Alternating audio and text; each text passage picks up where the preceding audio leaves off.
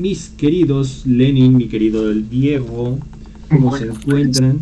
Buenas noches, ¿cómo estamos? Por cierto, gracias por ese follow, bienvenido, muchísimas gracias. ¿Cómo se encuentra? ¿Cómo está en el día de hoy? ¿Qué les trae de nuevas este bello jueves en la noche? Pues, mira, donde trabajo los jueves es de no juntas, entonces los Ya es jueves son los ganancia. días con más juntas. Ah, muy Así bien. que, Chale. pero todo bien, todo bien. Qué bueno, mi estimado Lenin. Mi querido Diego, ¿te aburrimos con la plática previa a iniciar esto? ¿O ahí vas? Un Ya, poquito, me perdieron. Ok. Pero, ¿cómo estás? Cuéntanos, ¿cómo fue tu día?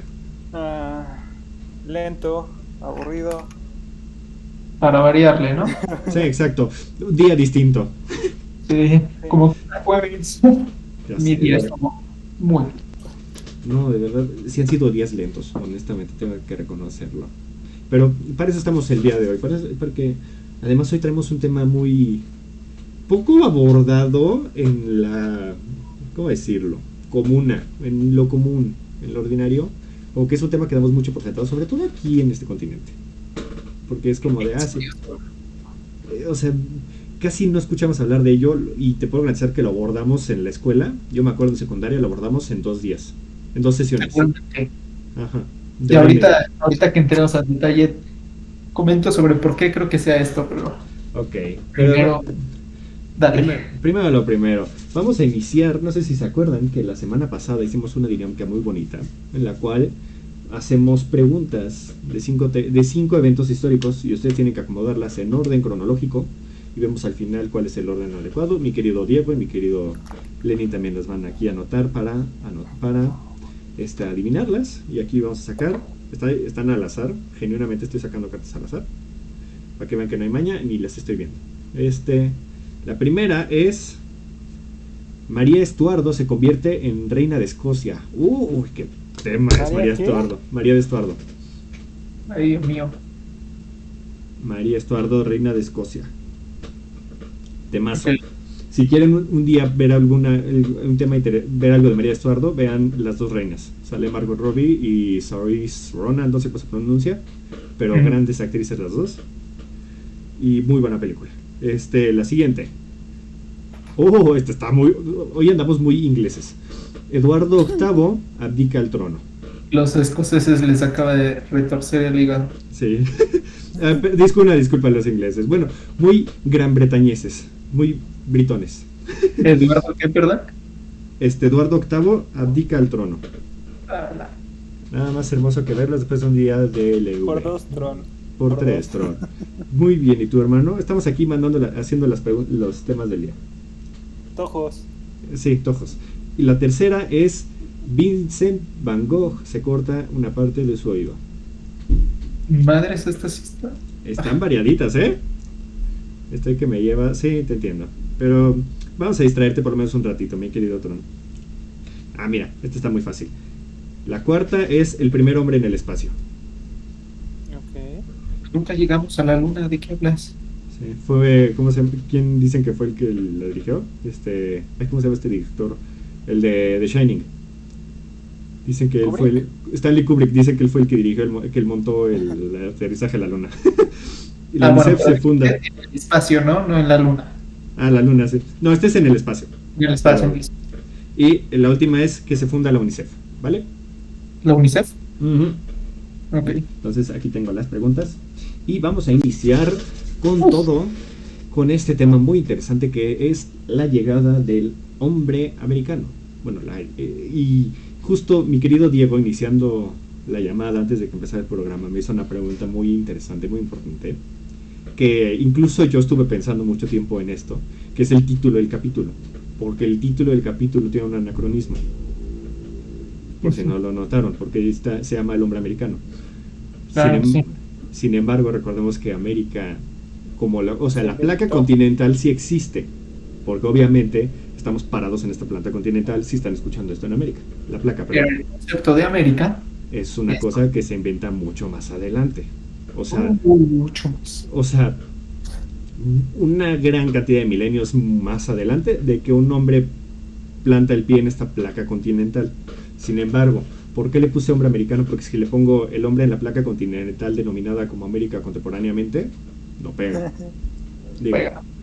como que no es pegajoso el nombre, entonces, Vaya. no, como que no es catchy, no creo que se grabe. No sé si estés de acuerdo, mercadólogo presente. Como que no pega, ¿no? Pues no soy mercadólogo, pero sí no. Oh, bueno, te estoy echando flores también, chihuahuas. Eres todólogo. Bueno, eso sí. Pero, ¿por qué no el hombre en el mundo nuevo? Porque también el mundo nuevo es un anacronismo. Exacto, se reconoce como mundo nuevo cuando llegan los europeos, ¿no? Ajá. O sea, de verdad estuve pensando mucho tiempo cómo ponerle título.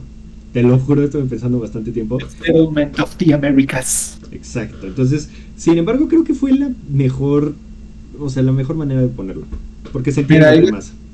eso es curioso porque hay veces que no puedes darte a entender sin usar anacronismos. Tristemente.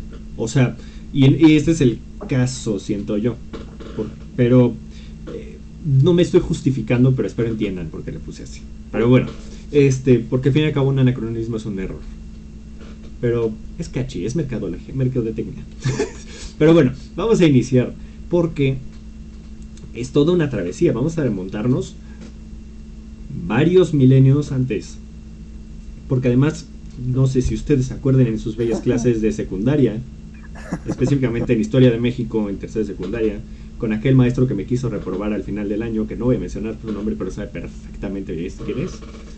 Bendito Señor de Gloria, que lo llenen de bendiciones. Pero bueno, ¿cómo les dicen en la escuela que llegó el hombre a América? No sé si te acuerdas. Primero Diego, porque sé que Lenin sí sabe la respuesta. Mi querido Diego, ¿sabes la respuesta? ¿O se la paso directo a Lenin? Por el estrecho de Bering. Ok, pues el estrecho de Bering. ¿Te acuerdas más o menos la fecha exacta? O bueno, aproximada que se da. A 50.000 años. No, te brincaste muchísimo. Ahora sí te la volaste. Aproximadamente lo datan hace 13.500, 14.000 años antes de Cristo. Okay. Y esa es la teoría más concurrida, más famosa y casi ya es dada por sentada. No sé si estés de acuerdo, mi estimado Lenin, que es lo que normalmente, sobre todo en la primaria y secundaria, es la que nos enseñan. Exacto. Exacto. O sea, sin embargo, vamos a abordar mucho este tema el día de hoy porque benditos sean los tiempos de cambio en las ideas científicas. Estamos viviendo un debate intenso en el mundo del estudio antropológico y arqueológico del hombre prehistórico americano. De verdad, me puse a investigar un muy buen rato de este tema y genuinamente se están agarrando a trancazos en el mundo, en el círculo científico del tema. Sí, ¿no? Que el primer debate de los primeros es que no fue hace 14, 15.000 años, que incluso sí, algunos dicen que fue desde antes. Claro, o sea, algunos lo datan incluso de hace 40.000 años. Porque hay varios factores que vamos a abordar ahorita, justamente. ¿Por qué nos dicen? No sé si te acuerdas, mi querido. Vamos a hacer la entrevista a Diego. No sé si te acuerdas. Suenas tan emocionado cuando te. ¿Me vas a preparar para la de mañana? Exacto, para que no sientas presión y llegues mañana ya sueltito. No sé si te acuerdas. ¿Por qué datan hace 13.500, 14.000 años la llegada del hombre por el estrecho de Bering? Alto, antes de contestar, aclaro para la gente que nos está escuchando y desconocen, o sea, no está mal. El estrecho de Bering es lo que conecta a América en el norte por Asia, en lo que actualmente es el territorio de Alaska, con Rusia. Entonces es un estrecho de kilómetros entre los dos continentes. ¿Y por qué que muchas veces se ha dicho de que van a hacer una autopista ahí, no sé qué tanta cosa, pero siempre son rumores de niño tonto de primaria? Sí, exacto. O sea, ¿quién iría a Alaska para cruzar a Asia? Honestamente. Aparte, o sea, bueno, si sale más barato que comprar un... No, pero imagínate que vives tú en la Ciudad de México y dices, no, pues voy a Alaska para cruzar a Asia. No manches, mijo, ¿cuánto te va a salir? Y sale más barato porque llegas a una parte de Siberia en la que no hay nada. No hay nada. O sea, y aparte, como Estados Unidos y Rusia son los mejores amigos, claro que quieren tener un puente conectándolos en sus territorios. Sí, claro, súper amigos. Sí. Pero bueno, no sé si te acuerdas, mi querido Diego. ¿Por qué lo datan de esa fecha? No recuerdo. Es justo lo abordamos en el tema de prehistoria No te lo digo como regaño, sino para retomar un poquito del tema. Y para vincular, porque luego siempre hablamos de fechas, sobre todo cuando hablamos de América, y luego abordamos América, Asia y Europa, como que los tenemos en dos mundos aparte y no ligamos. Pero al fin y al cabo el mundo es solo uno. Entonces, muchas cosas están conectadas. Hace 13.500 años, aproximadamente, estaba la última era glacial, la famosa glaciación Würm, que es la última gran glaciación que ha llegado hasta nuestros días, porque puede haber otra en un futuro, esperemos distante. Sin embargo, la glaciación Würm enfrió el planeta, el agua se congeló, se hicieron grandes masas de hielo, los mares se perdieron nivel del mar, de altura, perdón. Entonces existió más territorio y más masa. Y uno de esos factores fue que dos cosas sucedieron en Bering. Una, bajó el nivel del mar, y dos, se congeló la zona. Entonces, al no haber mar, la población humana pudo atravesar por el estrecho, sin saber conscientemente que estaban atravesando un continente. O sea, eso de que plantan el pie y dicen, sí, ya estoy en América. No, de eso no pasa. Justo el nivel del mar dicen que bajó entre 60 y 120 metros. Claro. Que si no lo saben, es demasiado. O sea, dicen que con el cambio climático, ¿no? O sea, que si el nivel del agua sube como 2, 5 metros, o sea, muestran en el mapa cuántas ciudades o cuánto territorio estaría consumido por el agua, ¿no? Entonces ahora visualicen 100 metros de agua menos. No, claro. O sea, y de verdad, y había territorios en donde todavía subió muchísimo más el territorio, la tierra. O sea, y también eso es una rama muy interesante de la historia, que es la geografía. Bueno, no es una rama de la historia, pero la geografía, arqueogeografía creo que se le conoce, no me acuerdo, paleogeografía creo, pero bueno, esta rama ayuda a estudiar el mundo, el territorio, cómo era el planeta en el tiempo en el que estás hablando. Por ejemplo, no sé si se acuerdan que cuando estábamos hablando de Mesopotamia, mencionamos que en el Sahara y toda esta zona era más fértil. Hace unos 10.000 años era una tierra mucho más fértil de lo que es actualmente, que es un desierto. Para este tipo de estudios son los que nos sirve esta rama. Y nos sirve también para entender, me estás dando el avión, pero de campeonato, mijo. Sí. ¿Sigue? Sí, pero tarado. Ay, Dios mío, hasta me hiciste perder el hilo. Pero bueno, en América bajó el nivel. El nivel del mar bajó y existió más territorio. Por ejemplo, la península de Yucatán era una península muchísimo más ancha. La península de Florida era una península mucho más ancha. Solo por dar unos ejemplos, la península de Yucatán ya parecía más una mancha enorme que lo estrecha que es actualmente. O sea, sí existía mayor territorio porque había menos agua.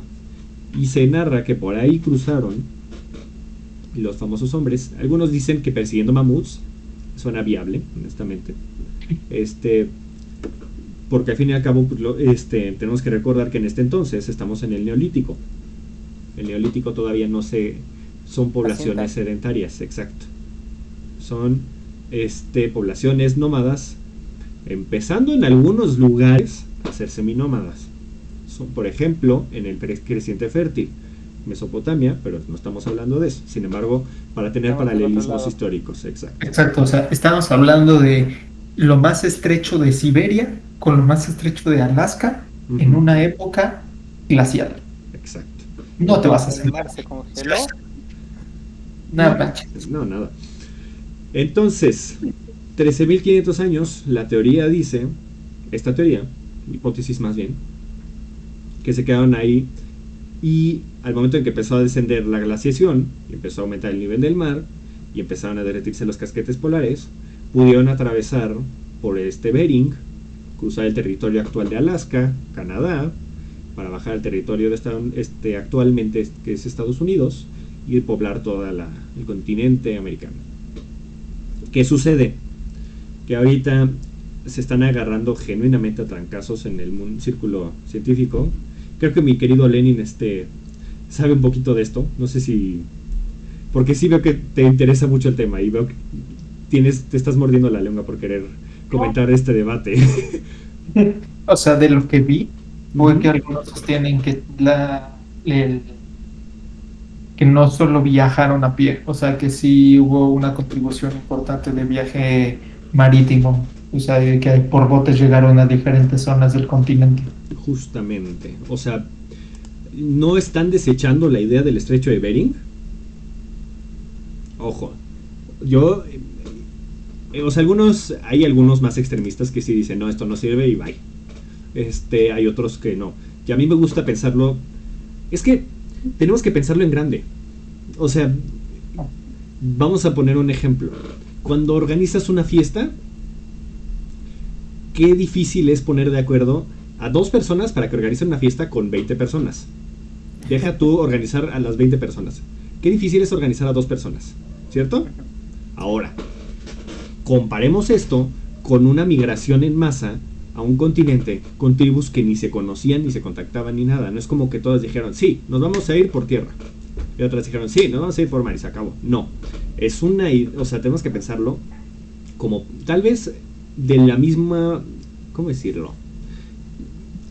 Distintas tribus que en distintos momentos, pero no en distancias tan grandes de miles de años, podrían ser unas decenas de años, tal vez unos siglos distintos, tuvieron distintas iniciativas para acercarse a este territorio. Es lo que a mi parecer, a mi interpretación, insisto, esto está sujeto a debate, ni siquiera hay una tesis establecida dentro de esto, en el círculo académico. Esta es mi postura, además. Y se las dejo a ustedes también para que la analicen, la reflexionen y si les interesa el tema, investiguen más. No sé qué opinen mis queridos, pero sí, la teoría de que pudieron llegar por barcos no solo tacha la idea de que el hombre llegó hace casi 14.000 años, sino algunos lo datan hasta hace 30.000 o 40.000 años. Entonces no sé qué opinen ustedes de estas dos teorías. Ahorita vamos a profundizar un poquito más de ellas, pero no sé si quieran comentar alguna cosita. Pues mira, creo que, o sea, la teoría del estrecho de Bering que todos conocemos, como que hace sentido, Uh-huh. pero al mismo tiempo, o sea, me pongo a pensar en qué tan diferente era el ser humano, qué tan bien adaptado estaba para esos climas tan extremos, ¿no? Uh-huh. O sea, claro, o sea, sí entiendo que siguieran como la casa grande, ¿no? O sea, mamuts, bisontes y vaya, animales enormes que puedes encontrar en esas temperaturas y que dices, es mi fuente de alimento, ya llegué hasta acá, no me queda más que seguirlos, ¿no? O sea, eso me hace sentido. Pero justo América es un terreno muy, muy, muy grande. O sea, también vería a mi ojo inexperto y, o sea, factible que, pues sí, navegaran por botes. Tal vez no desde Alaska o desde los estrechos más altos, pero si acaso bajando un poco, donde ya puedes encontrar terrenos donde sí hay bosque, Claro. donde sí puedes encontrar madera para hacer tus botes, no veo por qué no sería factible, ¿sabes? Claro. Mi querido Diego, no sé si quieres comentar algo. ¿Alguna duda que tengas por lo pronto? O ya te abrumé. No. Es que yo también había visto, bueno, leí Ajá. que hay una teoría que dice que también bajaron por lo que es Oceanía Uh-huh. Justo también ahorita vamos a hablar de eso. y cruzaron tanto por Antártica como por La Patagonia. por diferentes corrientes marítimas Uh-huh. para llegar a América, lo que explicaría la forma en la que se llegó a las islas que actualmente se conocen como Hawái y todo eso. Sí, las islas polinesias. O sea, toda la zona polinesia. Mira. Pero, espérate, Uh-huh. no Perdón. acabo. Continúa. No te esponjes, Diego, Está tranquilo. bien, chival. Sé que tuviste un día duro, pero estamos aquí para relajarnos, mijo. Dios mío. Pero no me acuerdo si lo soñé o si lo escuché. Sí pasa. Que había otra teoría que decía que habían cruzado por el norte de Europa hacia Groenlandia. Sí. Y bajaron igual por lo que es Canadá, Estados Unidos y todo eso. Sí. Vamos a abordar un poquito esas dos también. Básicamente las conexiones que ves en el RISC son las Ajá. teorías. Exactamente. Sí, qué buena comparación. Mira, yo personalmente veo un poquito más inviable la teoría de Oceanía. Sí ha habido sí hubo traslados datados y registrados de gente del territorio continental de Oceanía que ha llegado a América por medio de barcos. Pues, pero ¿en Sin, qué? mucho más adelante. Sin embargo, siento yo que es una odisea mucho más compleja el trasladarte. Es un territorio mucho, o sea, es un territorio marítimo mucho más amplio que el simple hecho de estar bordeando, porque también tenemos que pensar en el momento. Ujú. O sea, porque, por ejemplo, no estoy especulando, pero en el caso de la teoría de los barcos del norte, de los botes, perdón, porque no eran barcos. Ay, se metió un pelo a la boca, perdónenme. Eh, se puede bordear, es muchísimo más sencillo bordar que atravesar un océano. Exacto. Entonces, pudieron empezar a bordear desde la costa de Siberia y desde Sí. todo el norte de Rusia, y de ahí decidieron bordear todo el territorio hasta llegar a la Patagonia, que tiene la certeza de que si se pierden está a su mano izquierda la tierra. Ah, Exacto. O sea, ahí, en ese sentido, no porque demerite lo que estás diciendo, al contrario, Diego, qué bueno que estás trayendo estas otras dos teorías. Y por ejemplo, la de Groenlandia y de Europa, el territorio de ahí es un territorio mucho más inclemente que el territorio. Es un territorio muy rudo, muy rudo. Y por eso sí llegaron los vikingos en un momento por ahí. Y se sabe que los vikingos fueron uno de los primeros poblados europeos en tocar el continente americano. Sin embargo, lo hicieron 17.000 años después. ajá, y además llegaron, dijeron, esto está horrible y se fueron. Porque el Ujú. clima no era muy bonito que digamos. O sea, sí están estas dos teorías. La segunda teoría además se me hace muy eurocentrista. Entonces también por eso la demerito un poquito. Porque siento yo a veces que es como de Europa queriendo meter la cuchara, Justo. ¿no? Sin embargo, siento yo que es más viable la tesis del estrecho de Bering y de los Pero, de los barcos, del pues, bordeo, vaya. de verdad, el tramo o sea, el Pacífico, el Océano Pacífico es enorme. O Enorme. sea, yo no visualizo a seres humanos de hace 20.000 años que pues todavía no tenían tan desarrollada la navegación. Claro, Llegar desde Oceanía hasta América. claro, o sea, La sí es. verdad, o sea, Porque además el Océano Pacífico no tiene el Pacífico. no, no, no, no. Genuinamente es un mar muy, muy difícil, muy rudo. O sea, y aunque dijeras, ok, por la zona son aguas más cálidas o lo que quieras, dude, de verdad no. O sea, necesitas tener un bote, digo, ya no botes, o sea, barcos diseñados para navegación transatlántica. O Sí. sea, O sea, al fin y no. al cabo, lo que sucede aquí es que hay mucha interpretación. No hay vestigio, o sea, por ejemplo, la de los barcos tampoco se puede validar mucho. Es mucha especulación. ¿Por qué razón? Porque en donde bordearon la costa, mis queridos, donde pudieron haber bordeado la costa, mis queridos antepasados, nuestros queridos antepasados, está inundado. Ujú. Entonces, donde está tu costa ahorita no está ni cerca de donde ellos estuvieran bordeando. Entonces, sería difícil, si no es que imposible, conseguir una fuente arqueológica. Recordemos, o sea, 60 metros, entre 60 y 120 metros Claro, de diferencia, o sea, es muchísimo. es muchísimo. Entonces, hay para que tengamos un parámetro también, y eso es lo que hace que quiebre un poquito la teoría del bordeo de la costa Ujú. y que se tambalee. Por eso el debate está muy intenso, de verdad está muy, muy interesante. Que no hay vestigios y no podemos, y que mucho de esto es especulación. Sin embargo, tiene cosas que se pueden verificar. Por ejemplo, vamos a retomar un poquito esto, que actualmente, y esta es una de las fuentes más viables que tienen para apoyarse la teoría de que el hombre llegó antes que el estrecho de Bering, por el estrecho de Bering, que sucede casualmente en el territorio mexicano, que es un sitio arqueológico que se conoce como la cueva del Chiquihuite. ¿Qué sucede en esta cueva? Que se encontraron recordemos que estamos en el Neolítico, edad de piedra. Entonces todavía son armas punzocortantes hechas de piedra. Así es. ¿Qué sucede aquí? Que en América, y esto para contextualizar y como dato cultural muy interesante, en América sucede un fenómeno muy interesante que se data hace 13.500 años aproximadamente. Es un número importante, 13.500 años en la Liga del Hombre América. Por eso dicen que fue hace 14.000 años lo del estrecho de Bering.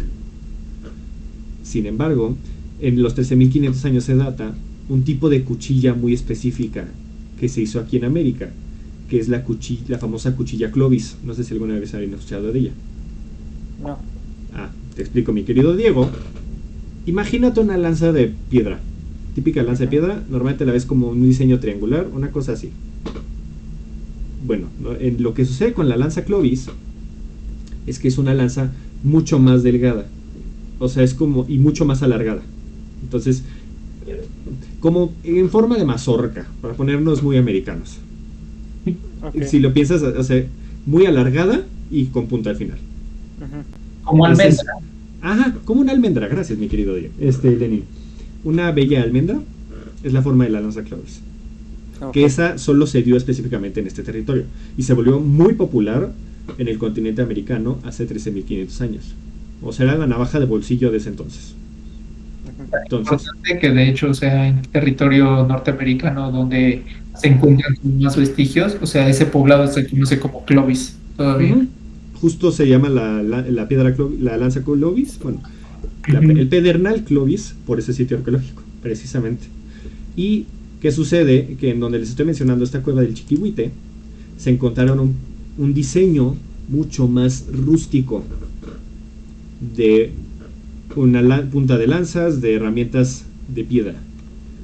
Entonces ahí rompe un poquito el esquema cronológico de lo de la punta Clovis y todas estas cosas, que lo datan incluso unos de hace 30.000 años, estas puntas de piedra. Lo que sucede es que actualmente la zona de Chiquihuites, la cueva de Chiquihuites, está siendo excavada en estos días.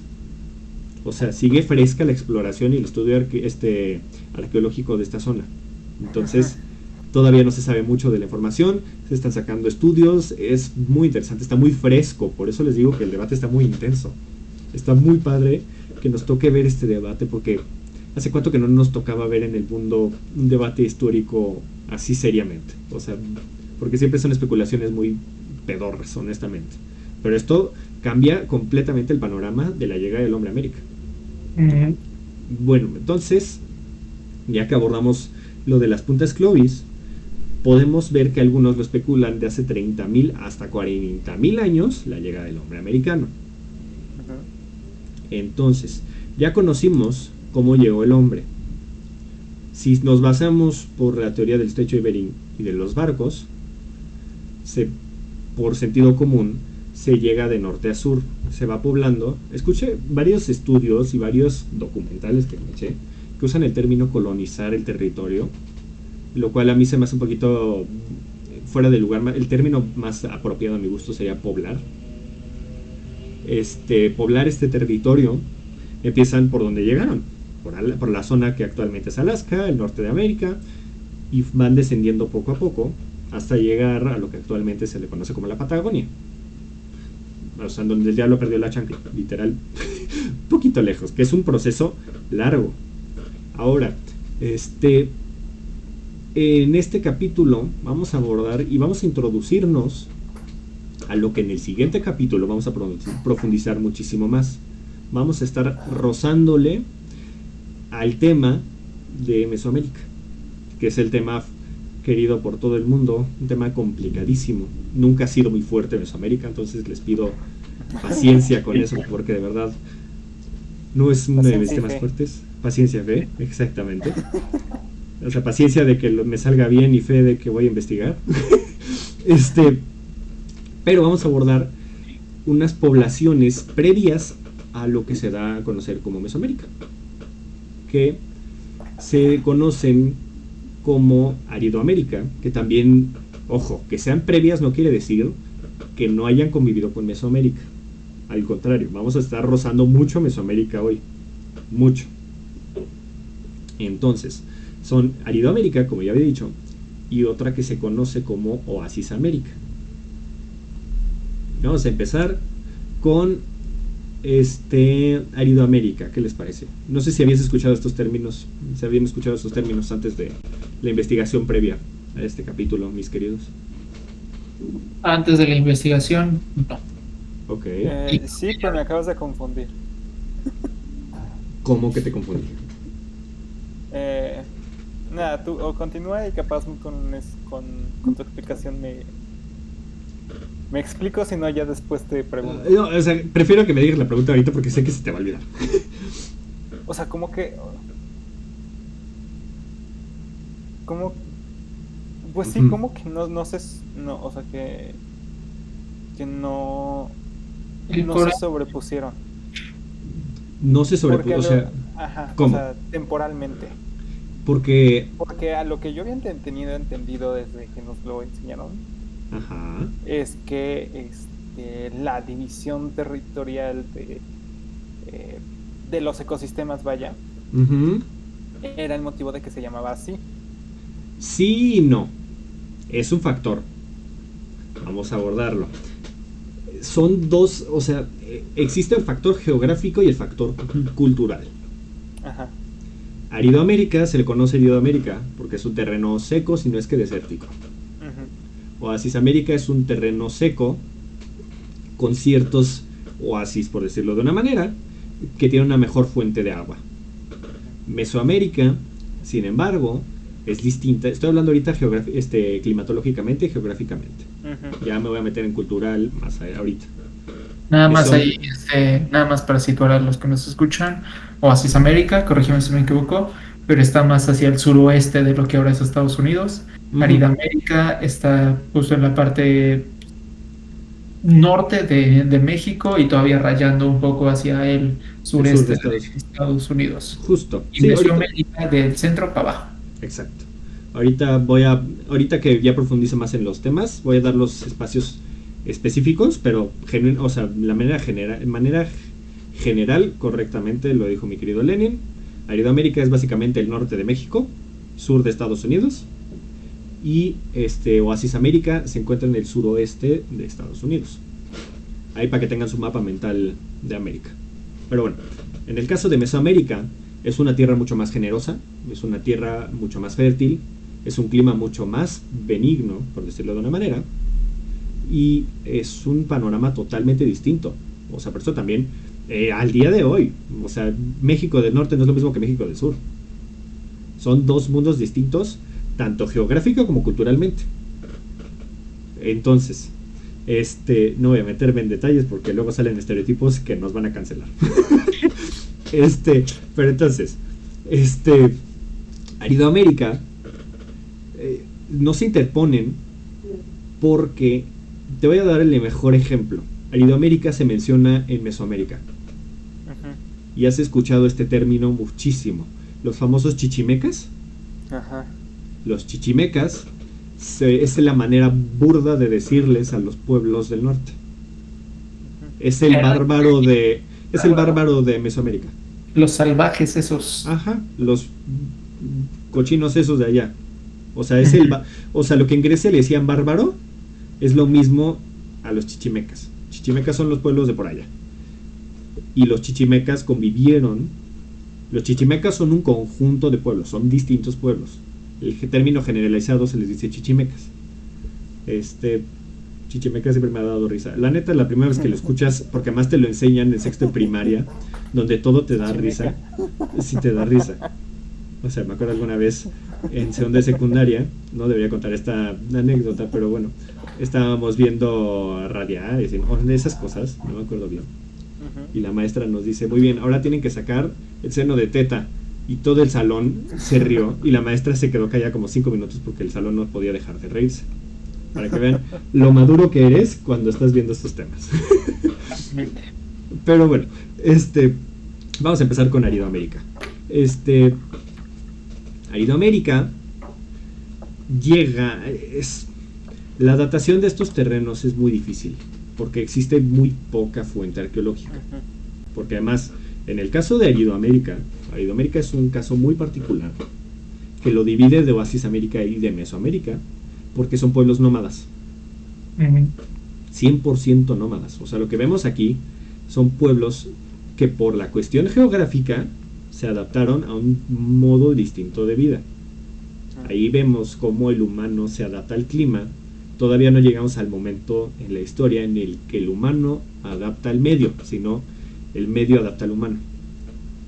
Entonces, aquí, al ser un clima tan rudo como es el del territorio de Baja California Sur, para la gente que nos escucha de México, vamos a dar estados de México. Para la gente que no nos escucha de México, es el norte de México. Ya si quieren profundizar en los estados, los voy a mencionar. Pero son Baja California Sur, Nayarit, Sinaloa, Chihuahua, Tamaulipas y Nuevo León, Sonora, Coahuila, Zacatecas, San Luis Potosí y hasta un poquito de Hidalgo, mencionan en algunos lugares. Durango, ¿no? Durango, sí, también Durango un poquito. Vaya, estos son fronteras imaginarias.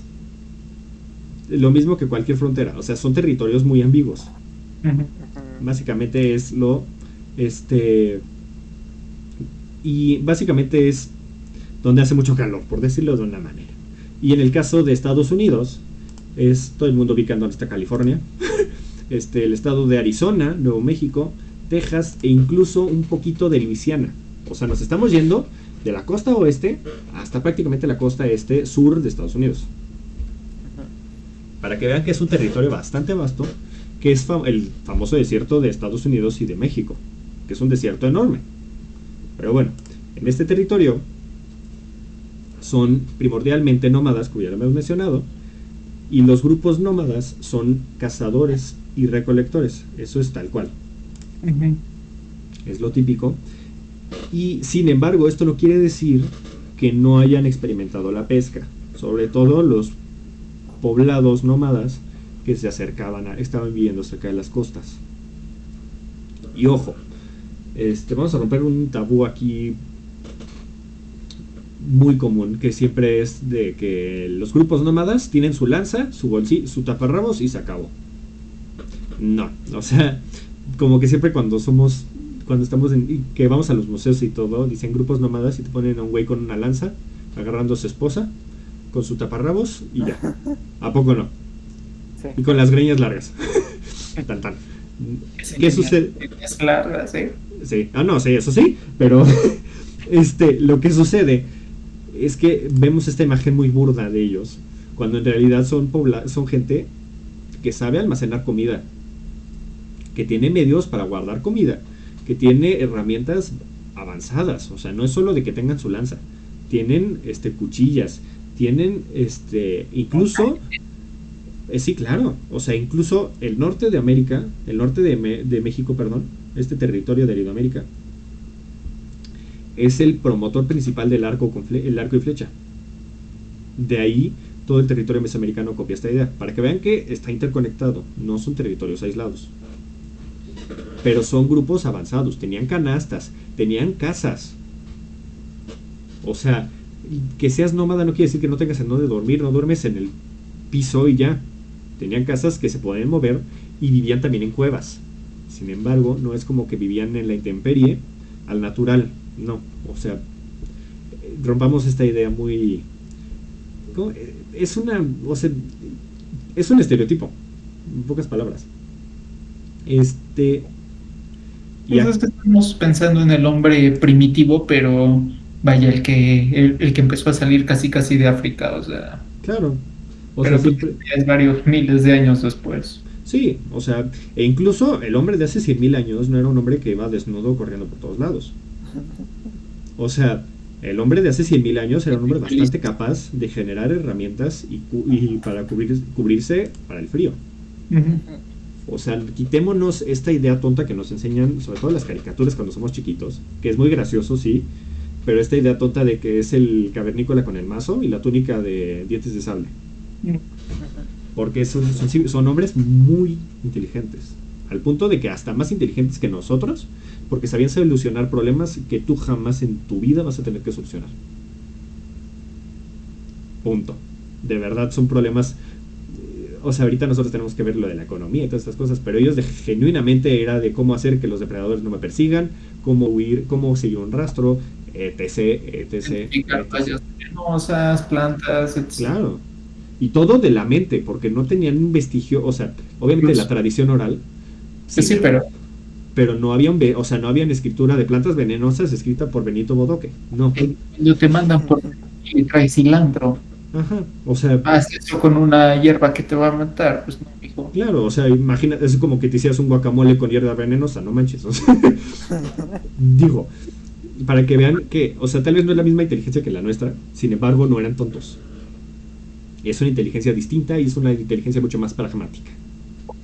Podríamos decirle esa manera. Que vale la pena mencionar del estilo de vida nómada, y corrígeme si me equivoco, es que como el estilo de vida nómada te fuerza a que tus necesidades sean las básicas, o sea, cubrir tu alimento, cubrir tus fuentes de agua, que hablando en un tema, en un clima árido, seco, cálido, es importantísimo encontrar agua. Claro. Y la recolección y la vivienda, se deja de lado el aspecto cultural, que no Totalmente. necesariamente el aspecto religioso o de ritos fúnebres, pero sí el aspecto cultural, pues no se aborda, cosa que en zonas sedentarias sí ves.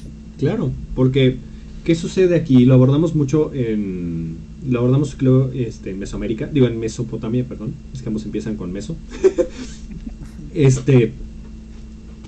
El hombre empieza a desarrollar, no, ojo, no quiere decir que no tuvieran sus cosas y sus tótems o cosas de este estilo, porque sí tenían una idea mística, enterraban a los muertos, o sea, sí había Claro. cosas en este sentido. Sin embargo, la prioridad no era esa. La prioridad era sobrevivir. ¿Qué es lo que sucede?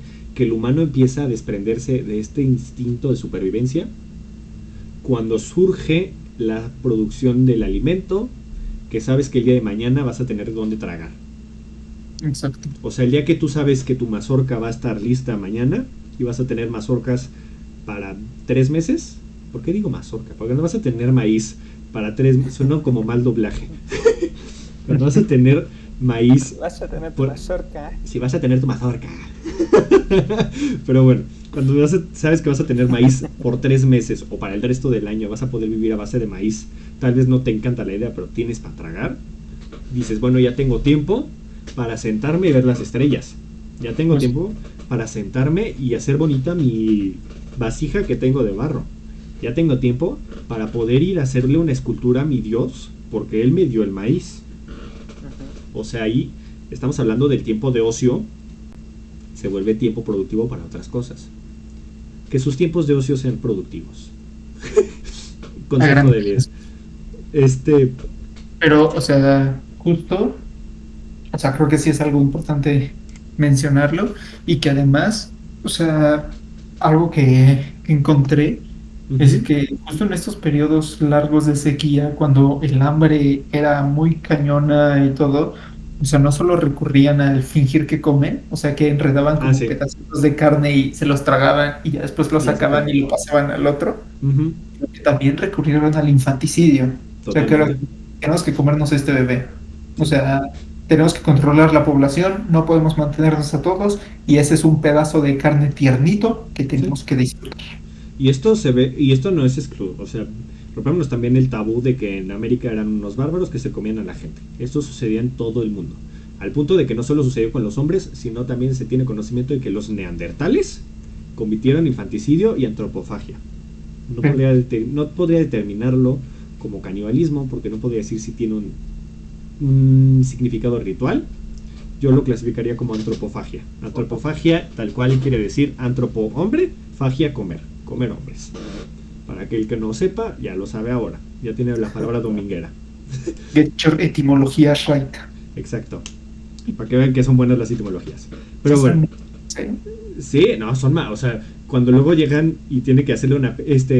Cuando llega el doctor y te dice, no, es que tiene apendicitis. Ah, tiene una inflamación en el apéndice. O sea, claro, genuinamente es bueno saber etimología, de verdad. Busquen. Sí, es maravilloso. O sea, busquen locuciones latinas, busquen todas estas cosas porque, de verdad, la gran mayoría de las palabras que empleas en el día son bien etimológicamente del griego o del latín. Pero bueno, y también del náhuatl, sobre todo hablando aquí de México. Pero bueno, vamos a ver que aquí, sobre todo muy al principio de este territorio de Mesoamérica, la fuente primordial del alimento no era el maíz, El maíz todavía no es una fuente de alimento importante. Ok. Porque además esto se va a dar varios, o sea, ahorita estamos hablando aproximadamente entre el 30 y el 5000 antes de Cristo, que es un periodo bastante largo, hablando de Aridoamérica. Ok. Ahora, vamos a ver que en el caso de Oasis América es otra cosa, porque Oasis América es mucho más adelante. Oasis América, para situarnos geográficamente, insisto, esto es para los gente que nos escucha en México, para los que no, es básicamente el noroeste de Estados Unidos, digo el suroeste de Estados Unidos, rozándole con el noroeste de México. California, Utah. Exactamente. O sea, son básicamente el Sonora, el estado de Sonora, Chihuahua, Durango, Zacatecas, y en el caso de Estados Unidos son el estado de Utah, Colorado, Arizona y Nuevo México, rozando otros. Insisto, estos territorios varían mucho, Ujú. porque son territorios delimitados por un historiador 2000 años después. O sea, genuinamente no podemos dar a precisión los territorios, pero podemos hablar de las influencias, que voy a abordar ahorita eso un poquito. Oasis América, lo que lo diferencia de Aridoamérica es que sí tiene grupos sedentarios. Aquí sí Ok. dijeron, aquí sí tuvieron la posibilidad de poder sentarse. ¿Por qué? Porque hay ríos. En estos territorios se encuentra el río Grande, por ejemplo, el río Colorado, y ramificaciones de estos ríos que desconozco los nombres, porque honestamente los nombres de los ríos nunca se me han dado. Pero sí es un territorio nutrido de agua. Ujú. Y entonces, ¿qué sucede cuando tienes agua, mi querido Diego? Pues te ¿A ti qué? hidratas, comienzas a cosechar. O sea, sí, exacto. Cuando tienes agua, puedes tener plantas. O sea, cuando está la garantía de que tienes agua, puedes cosechar. Y ese es el primer paso para poder asentarse. Entonces, aquí estamos hablando de esto ya prácticamente, incluso entrando al preclásico. O sea, estamos ya abordando territorio mucho más cercano a nosotros. O sea, algunos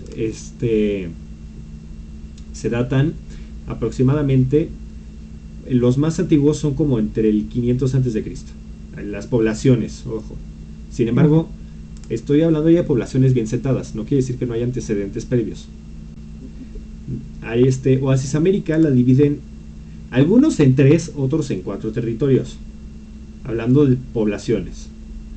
A mí me gusta usar 4 poblaciones porque es muy importante sin embargo va de la mano con otro, que son los Ok. Anasasis, Ujú. los Jojocan, los Ujú. Mogollón Ujú. y el territorio de Casas Grandes. Es muy Ok. interesante Casas Grandes, también lo puse aparte porque de verdad es una belleza de tema. Si algún día tienen la oportunidad, vayan a conocer Casas Grandes en Chihuahua. Es una obra maestra de arquitectura y de diseño prehispánico, de verdad. Si tienen la oportunidad, busquen las imágenes y voy a profundizar por qué me gusta tanto ese territorio. Pero bueno, Casas Grandes normalmente lo vinculan con los Mogollón. Vamos a empezar con los Anasasis. Los Anasasis los sitúan aproximadamente entre el 100 a.C. y llegan a tener una decadencia.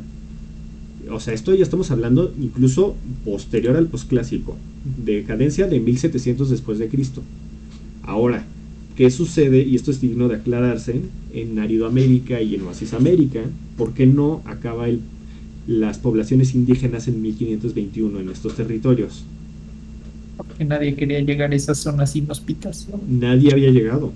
O sea, las vacas llegaron antes que los españoles al norte de México. Y no es broma. De verdad, soltaron vacas y llegaron a todo el norte del territorio mexicano actual, antes de que hubiera misiones en lo que conocemos actualmente como el norte de México. Entonces, es un territorio muy difícil. Y además, los pobladores no eran fáciles. O sea, los frailes que iban a misionar a estos territorios, muchas veces sabían que iban a ir a misionar y no iban a regresar. O sea, el punto de que las misiones en el norte de la Nueva España, bueno, en ese entonces era casi centro-norte, porque el territorio de la Nueva España era mucho más amplio, pero bueno, Ujú. las misiones eran verdaderas fortalezas, porque de que la noche llegaban los chichimecas a atacar la iglesia, y a matar si estaba abierta. O sea, de verdad llegaban a ser mártires los frailes que estaban en ese territorio, porque era un territorio duro, hostil, y los pobladores tampoco eran muy dóciles que digamos. Entonces, por eso aquí vemos esta separación de hasta llegan a ver incluso hasta el siglo XIX. Ujú. O sea, el punto, y hablamos aquí de las grandes migraciones hechas por los presidentes estadounidenses, que los trasladan a otros territorios e incluso los llegaron a asesinar, pero eso es otro tema. Pero ahí vamos que estas poblaciones llegan hasta el siglo XIX. Entonces, los Anasazis vivieron principalmente en cuevas. Sin embargo, inicialmente en cuevas. Se conoce que sí vivieron en cuevas. Sin embargo, fueron adaptándose poco a poco a generar edificaciones, pues tal vez un poquito más sencillas. No podemos hablar de edificaciones de piedras como las vemos en Mesoamérica. Son edificaciones un poco más sencillas. Incluso lo primordialmente que se encuentra son construcciones de adobe. Y el adobe no es no dura mucho tiempo. Entonces es difícil encontrar a veces poblaciones aquí. Pero dos de los ejemplos más importantes que existen de los Anasasis son el sitio de Cuahua y el sitio de Mesa Verde. Ahora, en el caso de los Hohokam, perdónenme, estos son los... voy a hacer una analogía, pero podría decirse que son los mesopotámicos de Oasis América, porque son aquellos que pudieron dominar el agua y generar canales de riego. O sea, estos genuinamente pudieron desarrollar un sistema pluvial muy interesante, muy complejo, en los cuales pudieron generar una base para tener mejor agricultura, y estos se encuentran exclusivamente en lo que es el estado de Arizona. Para que nos situemos un poquito, estos se sitúan desde aproximadamente desde el 300 a.C. hasta el 1450, 1500 después de Cristo. Insisto, hablamos de aproximados. Uh-huh. Y algo muy interesante de ellos, para que veamos y conectemos los territorios, es que estas personas jugaban el juego de pelota. Para aquellos que desconozcan, el juego de pelota, algo típicamente que se encuentra en el territorio mesoamericano. Es un ritual, por decirlo de una manera. Vamos a profundizar eso más adelante en el siguiente capítulo. Sin embargo, esto nos menciona que existen intercambios culturales dentro de estos territorios. O sea, no son territorios aislados. Entonces es muy interesante ver estos paralelismos. Se encuentran juegos de pelota, incluso en algunos territorios en donde se encuentra un rediseño, por lo menos de la cancha del juego de la pelota. De que normalmente el juego de pelota es en una cancha rectangular, y estos llegamos a encontrar en algunos hasta ovaladas. Entonces vemos aquí influencias mesoamericanas. Y aquí podemos ver dos ejemplos muy muy interesantes, que son el de Pueblo Grande y el otro que es el famoso castillo de Moctezuma, que se encuentra en Arizona. Antes de que me hagan la pregunta, no tiene nada que ver con Moctezuma. Absolutamente nada. Algún soquete dijo, le voy a poner castillo de Moctezuma, pero no tiene nada que ver. Moctezuma ni siquiera plantó el pie fuera de... es tan lejos de Tenochtitlán, y ni siquiera tiene que ver con los tiempos. Entonces, aclaro desde ahorita. Geográficamente, muy lejos. Muy lejos. O sea, algún soquete de verdad dijo, este es el castillo de Moctezuma, sin saber nada. Genuinamente le pusieron por sus santos y reverendos tanates el castillo de Moctezuma. Ahora, vamos con los Mogollón. Los Mogollón se encontraron en el territorio de Nuevo México y Arizona. Y estos tienen algo muy interesante, que sucede mucho en territorios tan inhóspitos y tan inclementes, que hace tanto calor, que normalmente son excavaciones, o sea, la gente vive debajo de la tierra. En el caso de los Mogollón, son edificaciones semisubterráneas. ¿Qué sucede? ¿Por qué en lugares tan inclementes se ve esto?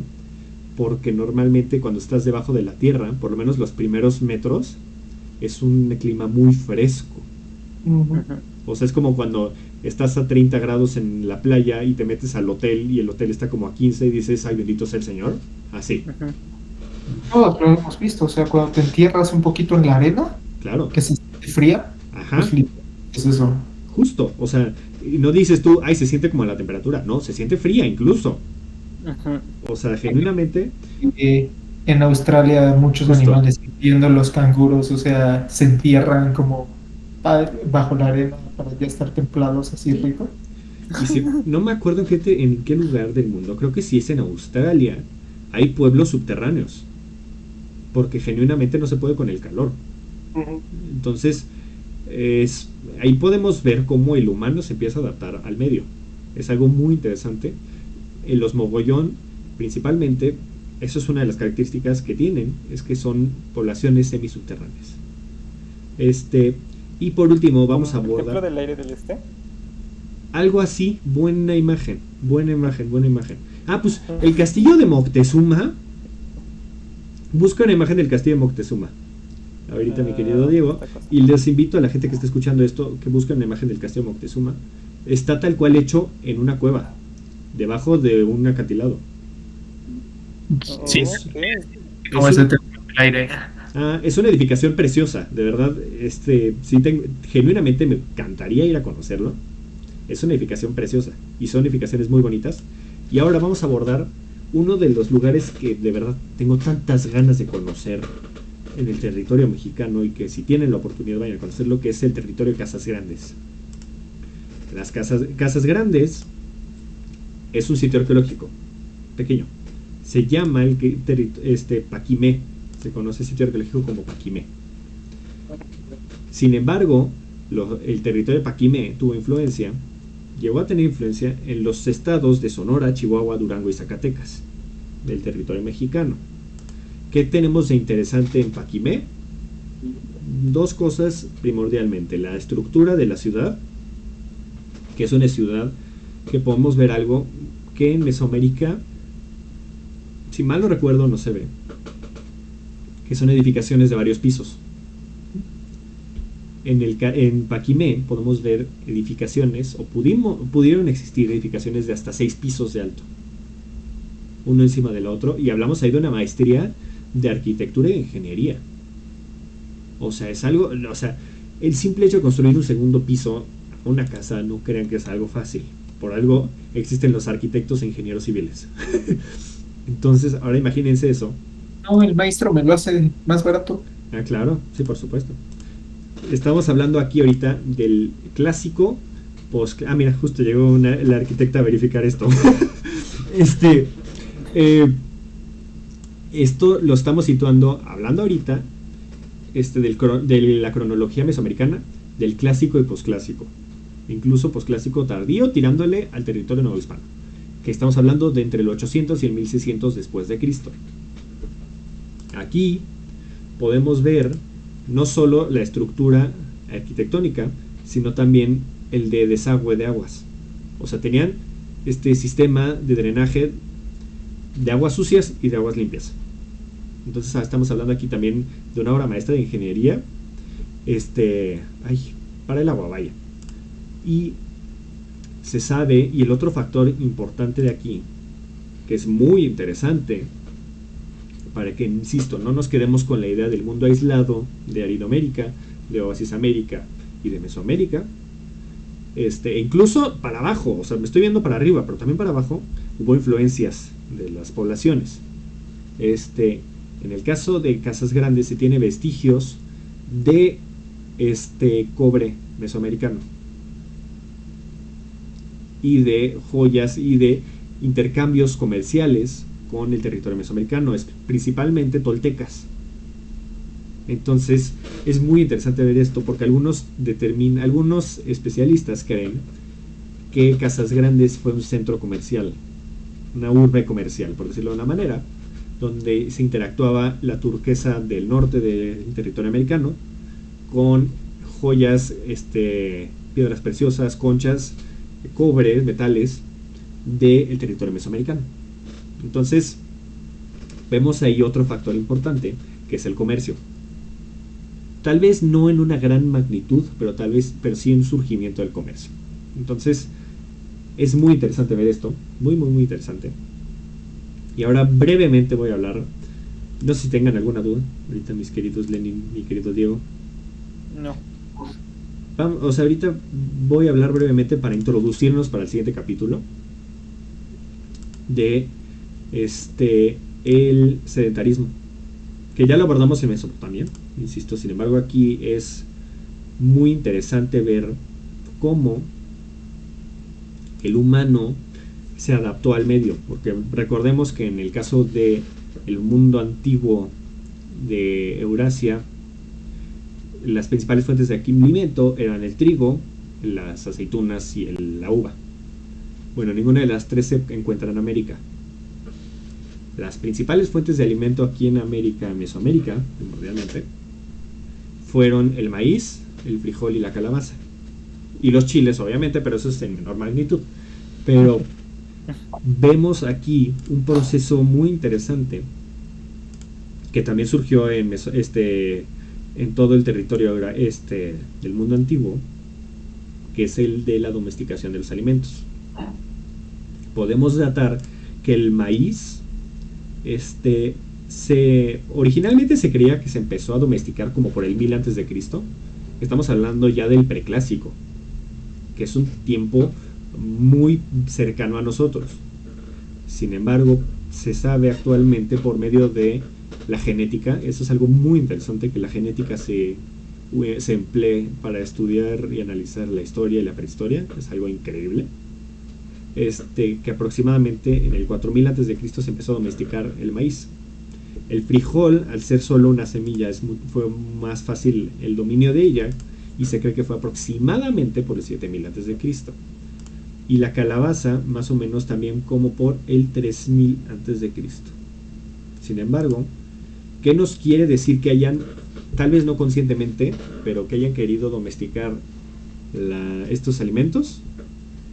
Es que ya necesitaban abastecer un cierto estándar de alimentos. Esto quiere decir que ya había más gente, que ya estaban empezando a tener mayor necesidad de alimentos, ya solo la cacería, porque además estamos hablando ya del 3000, 4000, 7000 antes de Cristo, y estamos muy lejos de la extinción de la megafauna. Ya no es de que matas un mamut y te aguanta para 3 años. O sea, ahorita ya es de necesidad y de adaptación. Y encontraron este lugar para adaptarse, que es Mesoamérica. Ahora, no nos damos cuenta de la magnitud de la importancia de estos alimentos cuando tal cual era la fuente de vida, a tal punto de que el hombre, de acuerdo con los mexicas, es el hombre del maíz. Entonces, nosotros somos los hijos del maíz, para que nos demos una idea de lo trascendental que es esta planta. Y no solo los mexicas, ¿no? No solo los mexicas, o sea, en general, pero para que nos demos una idea de la trascendencia que tiene el maíz. O sea, genuinamente el maíz fue un regalo de los dioses. De verdad, es la fuente de vida para los mesoamericanos. Y es muy interesante esto. Tristemente, falta mucho por investigar. El estudio arqueológico se enfoca mucho en Mesoamérica y en los periodos preclásico, clásico y posclásico, porque lógicamente es en donde más fuentes hay. Sin embargo, hay todo un universo detrás que podemos delimitar con lo que concluimos el día de hoy, de hasta hace 40.000 años, que estamos rascando la superficie apenas. Entonces, es muy interesante, es algo muy bonito. Es un tema muy bonito, complejo, y más con las controversias que están surgiendo ahorita, pero creo que es algo padre. O sea, genuinamente me puse a profundizar mucho esta semana que estuve investigando. Estaba muy oxidado en el tema, pero me reenamoré de este tema. Genuinamente es algo muy, muy interesante. La prehistoria es maravillosa, y el hombre americano es un tema que todavía falta mucho por investigar. Y justo esto que mencionas de que todavía falta mucho, lo comenté al principio del capítulo, ¿no? De por qué creo que no se ha estudiado tanto. O sea, por un lado, por el eurocentrismo o el occidentalismo muy marcado que tenemos, ¿no? como que hasta recientes fechas se empieza a dar más valía a conocer la historia de nuestro propio continente, Claro, pero también porque si recordamos, o sea, las condiciones en las que vivían, implica que pues también es difícil obtener como registros, ¿no? O sea, de lo que se totalmente. tiene son como de algunos pues, rituales, pero de enterramiento, o sea, todavía puedes encontrar algunos restos fósiles también de heces que te dan alguna idea de, de los seres humanos en ese tiempo, Claro, pero también algo interesante que encontré es que, pues debido a que pues todavía existen muchos reservas y poblados actualmente que, o sea, que se identifican como con esos poblados de hace unos años, de esas zonas. En 1990 me parece que fue, en Estados Unidos se aprobó una ley en la que o sea, esas reservas y esos pueblos tenían derecho a reclamar sí, eh, cosas o bueno, cuerpos, materiales, lo que sea que fuera encontrada sí. en sus territorios, ¿no? Y que no Ujú. podían ser expuestas en museos y todo eso. Entonces creo que eso también ha frenado un poco la investigación, ¿no? Porque dicen, Totalmente.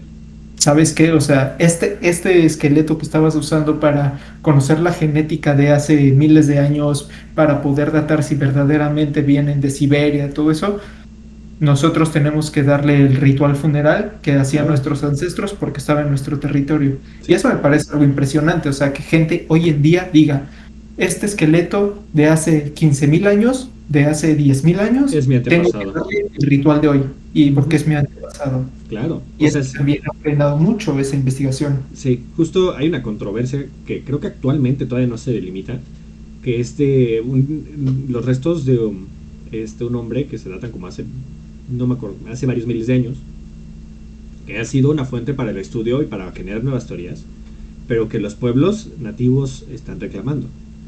Y ahí es cuando ves, ahí es un choque muy interesante porque es el choque de la ciencia con el choque de la cultura. O sea, es complejo, es un tema muy delicado. Y también otro factor, tristemente aquí en México, que sucede también, es que mucho de lo que podemos investigar es muy perecedero por las condiciones geográficas. No estamos en Mesopotamia, en donde el calor y los incendios y estas cosas hacen que este, las tablillas en donde estaba escrito la escritura cuneiforme pudieran perdurar 6.000, 7.000 años.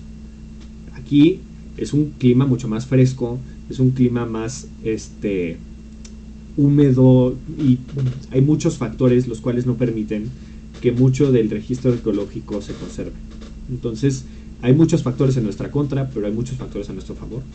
La cosa es que fomentemos el estudio de esto, que se fomente no solo el echarle porras, sino también dar dinero, porque de verdad, pobres de los arqueólogos, pobres de los historiadores, pobres de los antropólogos, porque no les dan ni un maldito peso. Y eso lo puedo decir porque conozco muchos que genuinamente sacan de su bolsillo para financiar proyectos e investigaciones. Mi querido Diego, no sé si tengas alguna duda o te abrumé. No. Ah, Sí, un sí, lo abrumé. poco. Sí. Bueno, entre eso y que me vinieron a interrumpir a media. No te preocupes de eso. A media plática y fue como de. ¿Eh? Sí, Sí, estás fue en como dos de. planes. ¿Eh? ¿Qué pasó? Te entiendo. Pero entonces, no sé si alguien en el bello chat o mi querido Lenin tenga alguna duda. Mientras, creo que abordamos, quería abordar, tal vez fue un brinco monumental, porque empezamos a hablar de 40.000 años hasta prácticamente la época colonial. Ujú. Sin embargo, quería abordar un poquito de Aridoamérica y de Oasis América, porque son temas que no vamos a abordar en Mesoamérica. Porque Pero creo Mesoamérica, que también nos ayuda mucho a contextualizar la situación en la que estaba Mesoamérica y la situación en la que llegaron los españoles. claro, O sea, porque si bien se les decía chichimecas por ser pueblos bárbaros y lo que tú quieras, o sea, sí había avances arquitectónicos, sí había avances importantes, claro, pero igual estamos diciendo que ya estamos hablando después de Cristo para poblados pequeños que empiezan como a adaptar el ambiente, mientras que en este entonces ya en Europa ya estamos hablando de Grecia, ya estamos hablando del Imperio Romano, o sea, de Claro, civilizaciones que llevan siglos, si no es que algunas milenios, ¿no? sí, Establecidas, un desarrollo cultural, este, científico, lingüístico, que pues no vemos tal cual aquí, pero pues es importante recordar, o sea, no solo el tiempo que pasó de que desde que el hombre salió de África, que llegara a Europa a lugares en los que pudo establecerse, estamos hablando de que aquí tuvo que cruzar toda Rusia, tuvo que llegar hasta Siberia, tuvo claro. que todavía atravesar en una época glacial y todavía recorrer todo un continente, o sea, si es un, Ujú, por así decirlo, no sé si la palabra retraso sea la adecuada, pero si hay una diferencia temporal de decenas de miles de años claro. que puede justificar esas diferencias. Sí, por supuesto. O sea, ninguna civilización surgió al mismo tiempo que otra. O sea, genuinamente podemos hablar, por ejemplo, vamos a abordar, recordemos ahorita rápidamente, no sé, vamos a ver el 100 antes de Cristo en Nasazi. Estamos hablando del 100 antes de Cristo. Pongámosle siglo primero antes de Cristo para darnos un panorama más amplio. Estamos hablando aquí de una población que está apenas empezando a acentuarse y vamos a comparar la actual con el siglo primero en Roma, porque ya ni siquiera estamos hablando de los griegos, ya ni siquiera estamos hablando de esto, estamos hablando de Roma en uno de sus momentos de mayor apogeo. Pongámosle comparación con Julio César, uno de los grandes, o sea, no estoy diciendo que uno esté retrasado y el otro no, estoy diciendo que ambos tuvieron un contexto totalmente distinto y se adaptaron a su medio y fue un tiempo distinto. Entonces también volvemos a lo de la empatía. No es de juzgar de que estos eran bien retrasados y iban Superman ni nada. Estamos entendiendo que es un contexto totalmente distinto y eso es importante. Siempre que abordes un tema, un evento, un personaje, plántate en el momento. No estamos hablando, o sea, ahorita estoy comparando esto con el mundo en el mundo europeo para que nos demos una idea de que son momentos muy distintos y que si vas a hablar del siglo primero tienes que enfocarte también de decir en dónde voy a hablarlo. Entonces es algo muy importante pero también es importante para ver los puntos de comparación. O sea, es bueno ver lo que está pasando al mismo. Si estás abordando Mesoamérica, también digas, bueno, y en el siglo primero antes de Cristo estaba pasando esto acá y en Europa estaba pasando esto de acá. Para que no nos lo aislemos tanto, porque de verdad se siente que a veces abordamos dos mundos. Pero bueno, ¿qué les parece si hablamos rápidamente de las tarjetas? A Sí, ver, Vale. les recuerdo a los que están en el chat que estamos situando 5 eventos históricos aleatorios en orden cronológico. Les voy a decir rápidamente cuáles eran. Que el primero era María Estuardo se vuelve la reina de Escocia. El segundo que salió fue Eduardo VIII abdica del trono. La tercera fue Vincent Van Gogh se corta parte de su oído. La cuarta fue el primero me llega al espacio. Y la última fue la de el UNICEF. Entonces, ¿quieren que las vaya sacando conforme yo creo o como ustedes dicen? A ver, díganme ustedes cómo piensan que fue. pues a ver, Ah, dale Diego, dale. yo pienso que primero fue Eduardo VIII, después María, después Van Gogh, Ok, después el primer hombre en el espacio y hasta el final la fundación de UNICEF. ok. Mi querido Lenin. Tengo el mismo orden. Ok. Bueno, yo voy, les digo mi orden. Mi orden es María de Estuardo, después Van Gogh, luego Eduardo, luego el primer hombre y luego la creación del UNICEF. Ok. Voy a voltearlas de acuerdo a mi parámetro. Voy a voltearlas por orden de aparición. Bueno, no, Sí. como las tengo. Sí, por orden de aparición hago. La primera que salió fue María de Estuardo, y esa es en 1542. Ok. Conflicto Uy. con la reina Isabel I, la reina virgen. Tema increíble, de verdad. Me encanta el tema de la María Estuardo. La segunda que salió fue Eduardo VIII abdica al trono, que es en 1936. Si a alguien le interesa el tema, puede ver la del discurso del rey. Muy buena película. La tercera que salió fue la de Vincent Van Gogh, que es en 1888. La cuarta que salió fue El primer hombre en el espacio, que fue en 1961. Y creo que ahí la cagué yo. Sí, No, la UNICEF fue en 1946. Ahí me equivoqué yo en orden. Porque yo puse que primero fue María, Van Gogh, Eduardo, El hombre en el espacio y la canción del UNICEF. Las puse al revés ahí. Bueno, pero al menos tuviste nada más una mal. Nosotros tuvimos todas mal. Chale. Pero bueno, creo que por nuestra parte sería todo el día de hoy. Qué bonito tema, qué bonita plática. Si les gusta el contenido, no se les olvide que estamos en todas las redes sociales. Se apreciaría muchísimo que nos dieran follow, que nos compartan para alguien si conocen a alguien que le interesa la historia o no le interesa y ustedes lo quieren obligar a que le interese. Creo que es buen lugar para acercar a alguien. Estamos en YouTube, también pues, se lo quieren escuchar ahí. Estamos en TikTok, Instagram, Facebook, Twitter y en las plataformas de audio que son Spotify, Apple Podcast, Google Podcast, Anchor, iHeartRadio y cualquier otra plataforma de podcast. Excelente, porque nunca se me graba. Y no sé si quieres decir algo más, mi queridísimo Lenny. Creo que no. Entonces vamos a dejarla por ahí el día de hoy. Muchísimas gracias por acompañarnos y nos vemos la próxima semana con Mesoamérica. Cuídense mucho. Chao.